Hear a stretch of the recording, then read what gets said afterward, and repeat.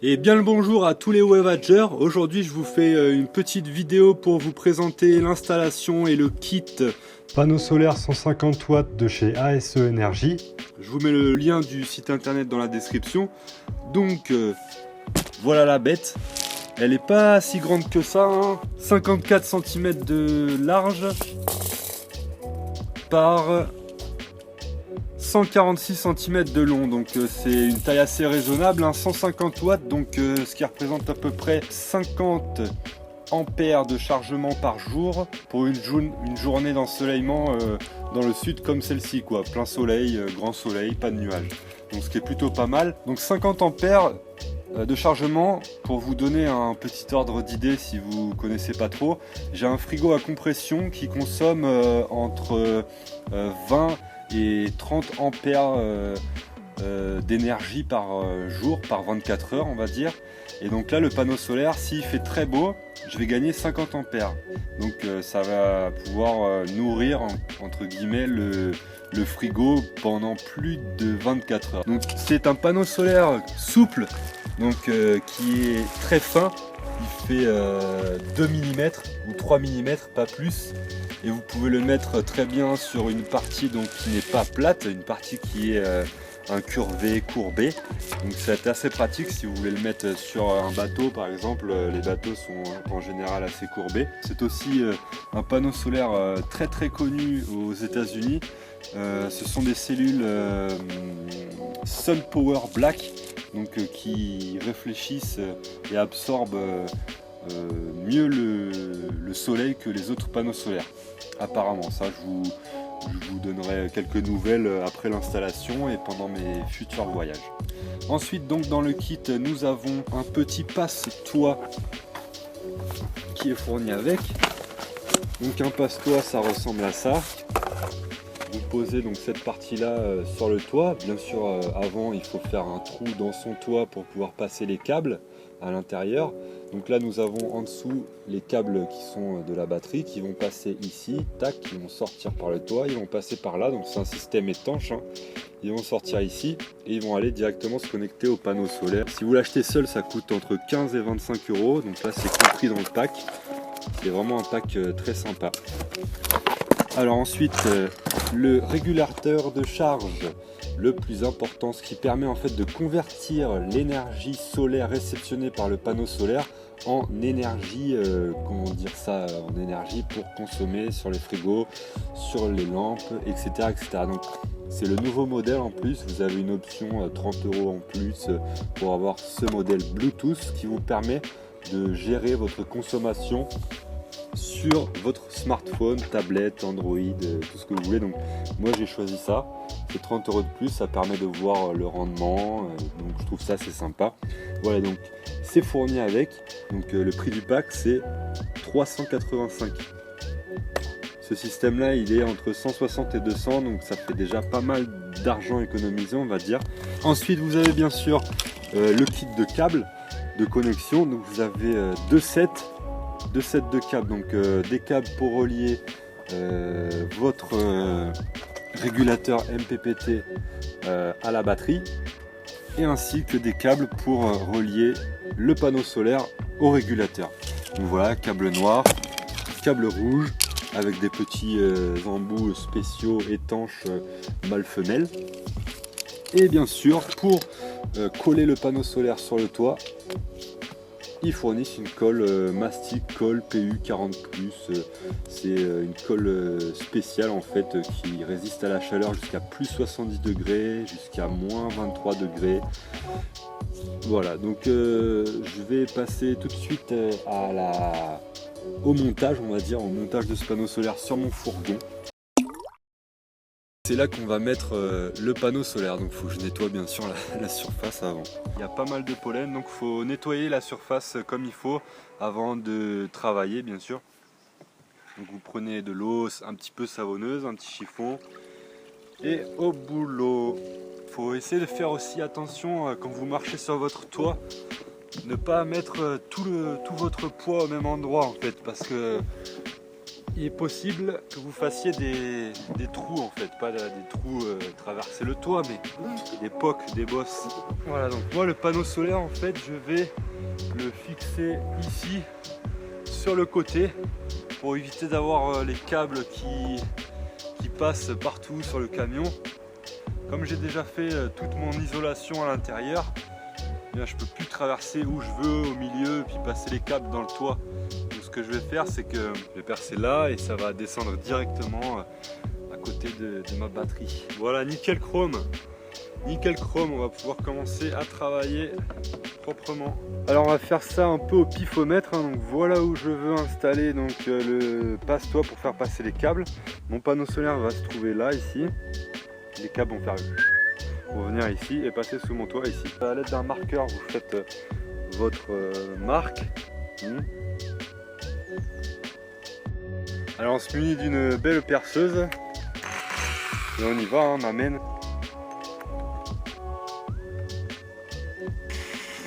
Faut faire attention à limaille, hein, de ne pas en mettre partout parce que ça rouille après. Ensuite on va percer un petit peu plus gros. Là on va prendre du Sikaflex 11 FC pour coller donc le passe-câble du toit. On peut aussi très bien utiliser les vis qui sont fournies avec, mais j'avais pas envie de faire 3 millions de trous dans mon van. Je mets de la colle ici autour, pas trop pour pas que ça déborde quand on va appuyer bien sûr. Voilà, on en est bien au milieu. Voilà, c'est tout beau, tout propre. On appuie, on regarde que la colle ne déborde pas partout. Avant de faire, de coller le cache-toit là, il faut bien penser à mettre cet anti-rouille là sur la découpe qu'on a fait pour passer les câbles. Très important parce que sinon ça rouille. En attendant que la colle du passe-toit sèche, je vais vous montrer comment on installe le régulateur de charge MPPT. Alors on se trouve maintenant dans la partie électrique de mon camion. Donc là vous pouvez voir, on a la batterie au gel 12 volts 130 ampères et je vais vous montrer donc comment on installe ce petit appareil. Ici on peut voir qu'il y a batterie plus, batterie moins. Donc on va simplement brancher notre batterie qui se trouve ici avec le câble positif que j'ai préalablement coupé et dénudé à la bonne longueur et le câble négatif ici. Voilà, donc très simplement on les connecte en dessous, ici positif, négatif. Les autres c'est pour le panneau solaire, panneau photovoltaïque plus, moins et plus, et ici load c'est pour brancher un équipement comme une ampoule ou autre chose qui va prendre directement l'énergie en fait sur le panneau solaire et non sur la batterie. On serre bien fort. Voilà le plus. Et voilà le moins. Petite lumière bleue qui clignote, ça veut dire que les branchements sont bien faits et que l'appareil reçoit le courant. Et voilà, c'est en place. Donc on va aller voir en haut si c'est sec. Alors du coup on enlève les petites protections des câbles du panneau solaire là. On les fait passer dans le passe-toit doucement. Voilà, et de 1 on rebranche les petites connexions de l'autre côté. Voilà, donc de l'autre côté j'ai remis le petit embout. Et ça là, hop. Le petit embout remis, on fait la même chose pour l'autre câble, donc on dévisse. Attention, il y a plein de petites pièces, hein, faut pas les perdre. Je passe le câble. Bon voilà.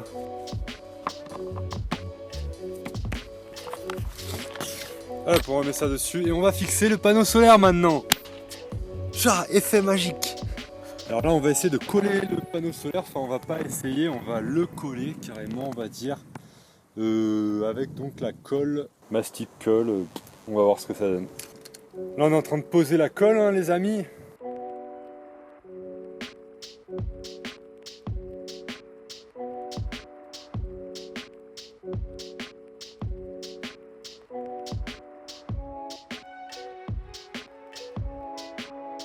Donc voilà, le panneau solaire est posé.